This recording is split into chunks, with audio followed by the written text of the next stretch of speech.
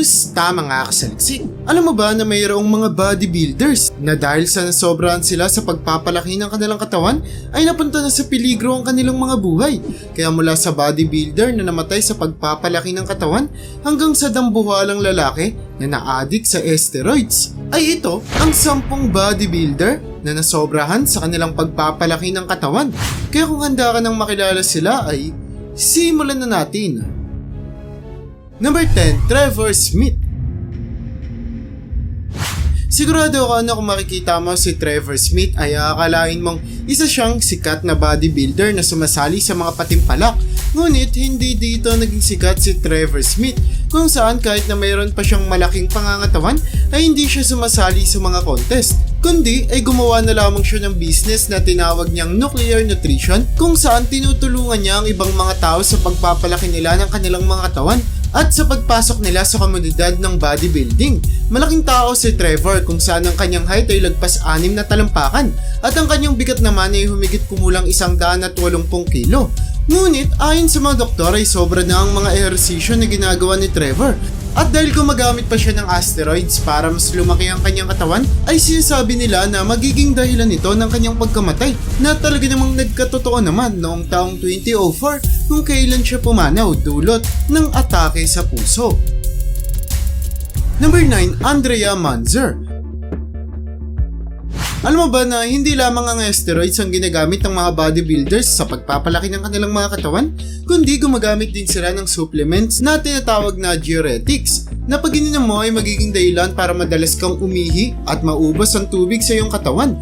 Ginagamit nila ito dahil sa tuwing nagkukulang ang tubig ng katawan ng tao ay numinipis ang ating mga balat kaya't nagmumukhang malaki ang ating mga muscles. At isa si Andrea Munzer sa gumagawa nito kung kaya ay mapapansin na tila ba malahigante ang kanyang katawan. Nanalo man sa madaming mga patimpalak si Andrea, ngunit naging dahilan naman ang labis na kakulangan sa tubig na ito sa pagkasira ng kanyang katawan kung saan hindi na gumagana ang ilang mga organs niya habang ang kanyang puso naman ay sobrang lumobo na. Number 8, Sally McNeil. Kadalasang nakakaligtaan ng marami sa atin na hindi lamang ang mga lalaki ang kasama sa komunidad ng bodybuilder, kundi pati na rin ang mga babae. Kagaya ni Sally McNeil na dahil gumagamit ng steroids ay mayroong sobrang laking pangangatawan. Dahil sa paggamit ng steroids ni Sally ay naranasan niya din ang mga side effects nito kung saan naging dahilan ng mga ito kaya't nabaril at napatay niya ang kanyang asawa taong 1995 habang mayroon ding ilang kaso kung saan siya nagiging agresibo sa ibang mga tao. Kinasuhan ng 19 years sa kulungan si Sally at sa kasalukuyan ay nakalaya na siya at tumitigil na sa paggamit ng steroids o pagpapalaki ng kanyang katawan. Number 7, Chad Brothers. Talaga namang nakakatakot kalabanin ng mga bodybuilders dulot na sadyang nakaka-intimidate ang kanilang malaking pangangatawan kung saan nang magsimula ng gulo ang magkapatid na Chad sa isang gym sa New York ay talagang kinilangan pa ng madaming mga pulis para lamang mapakalma at madala sila sa presinto. Tila ba hindi lamang katawan ng lumalakas at lumalaki sa paggamit ng steroids dahil kahit na kinoryente na ng taser ang magkapatid ay hindi sila nito napahinto kung kaya't kinilangan pa ng 6 na pulis para lamang mapigil ang kanilang pagwawala. Nang imbestiga ng mga otoridad ay napag-alaman na may nakahalong droga din sa katawan ng magkapatid kung saan dahil nasabayan nito ng steroids ay mas lalong lumakas ang epekto nito. Number 6, Greg Valentino. Maniniwala ka ba kung sasabihin ko sa iyo na mayroong isang tao na kaysa palakihin ang kanyang buong katawan ay kamay lamang ang kanyang gustong palakihin?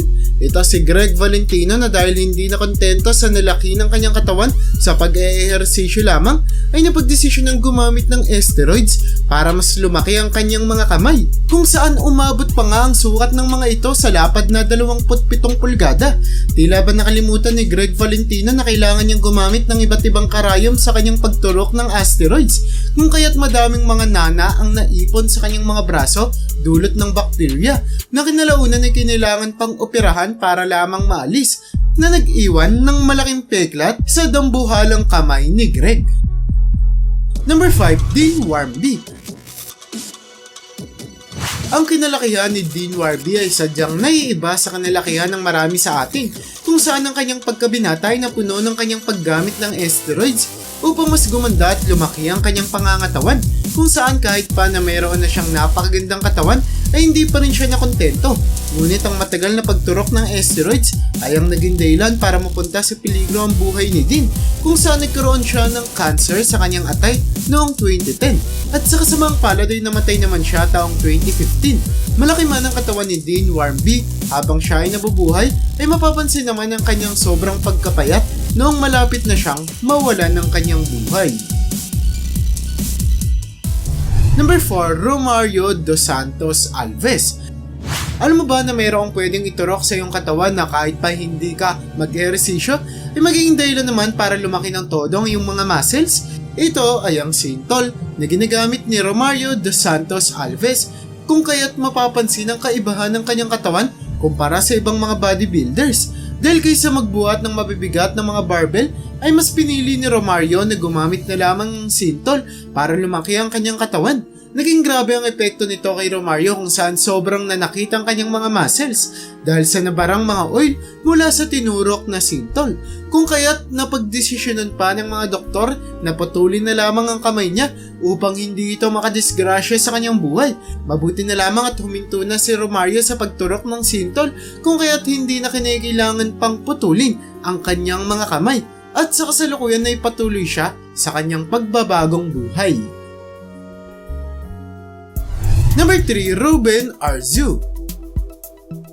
Dahil sa laki ng katawan ng mga bodybuilder ay hindi nakataka-taka kung sakali mang magwala sila ay napakalaking panganib ang posible nitong maidulot.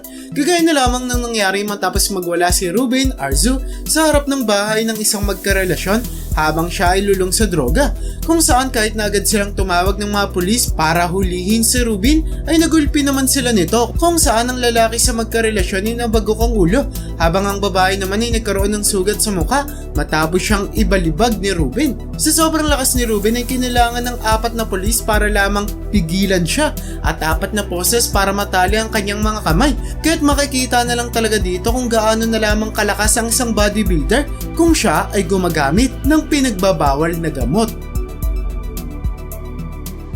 Number 2, Mustafa Ismail. Kagaya ni Greg Valentino ay nakapokus din sa pagpapalaki ng kamay si Mustafa Ismail, kung saan siya ang kasalukuyang merong pinakamalaking kamay sa lahat ng tao sa mundo, kung kaya't nilagay siya sa Guinness Book of World Record. Ngunit dahil napatunayang gumagamit siya ng mga artificial na pampalaki ng muscle ay sinabing pandadaya ito, kaya't agad siyang tinanggal sa libro. Kahit na itinatanggi ni Mustafa ang paggamit ng mga Synthol, steroids o kahit ano pang mga droga ay hindi naman siya pinaniwalaan ng kahit na sino dahil sa mga opinyon ng mga eksperto, kung saan mahahalata agad na sa unang tingin na mayroong ginagamit na kakaiba si Mustafa para palakihin ang kanyang mga kamay. Number 1, Greg Kovacs. Hindi may tatanggi na sa unang tingin ay sobrang nakaka-intimidate ang itsura ni Greg Kovacs dahil sa putok na putok niyang mga muscles at napakalaking pangangatawan, kung saan ang kanyang tangkad ay lagpas pa sa 6 na talampakan, kung kaya't sa tuwing sumasali siya sa mga patimpalak ng bodybuilders ay talagang namang agaw pansin ang kanyang katawan dahil sa sobrang daming ginagamit ni Greg Kovacs para lamang mapalaki lalo ang kanyang katawan ay inatake siya sa puso noong 2013 na naging dahilan din ng kanyang kamatayan, kung kaya't makikita na lamang talaga na kahit pa ang mga taong mukhang sobrang lakas dahil sa laki ng kanilang mga muscles ay posibleng pinapatay na pala ang kanilang mga sarili dahil sa ganitong pamumuhay. At yan ang bumabuo para sa listahan natin sa video na ito.